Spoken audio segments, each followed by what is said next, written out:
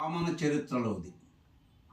ఒకానొక సమయంలో బలి చక్రవర్తి వామనమూర్తికి 3 అడుగులు నేల ఇవ్వబోయేసరికి శుక్రాచార్యుల వారు అడ్డుపడి, నాయనా, ఆ వచ్చినవాడు రాక్షసాంతకుడైనటువంటి శ్రీ మహావిష్ణువు, నువ్వు ఆయనకి గనక దానం గనక ఇచ్చేట్లయితే ఆయన్ని నిన్ను సంహరిస్తాడు అని చెబుతాడు.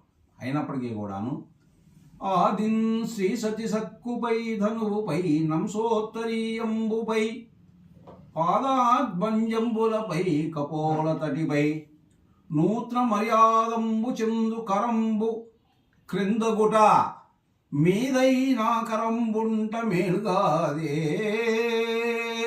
రాజ్యము గీజము సతతము కాయంబు నా ప్రాయమే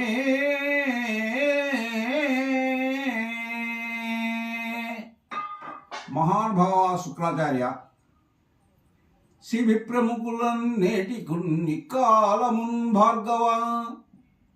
మహానుభావ, ఆ రోజు శిబి మహారాజు తొడలో నుంచి మాంసమును కోసి పావురమును రక్షించడం మూలాన ఈరోజు కూడాను ఆయన కీర్తి ఘనంగా ఈరోజు కూడాను ఉంది.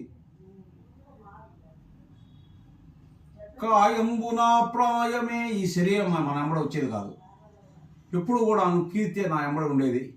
కాబట్టి నువ్వెన్నైనా చెప్పు, నేను ఆ విష్ణుమూర్తికి 3 అడుగుల నేల దానం ఇస్తున్నాను అని చెప్పి బలి చక్రవర్తి అన్నమాట మీద నిలబడ్డాడు.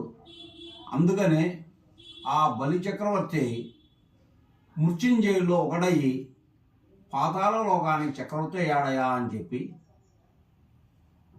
ఆ మహా భాగవతంలో చెప్పినటువంటి దాన్ని నేను మీకు విన్నవించుకున్నటువంటి వాడు నేను.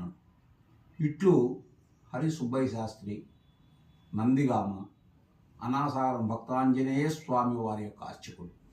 ఓం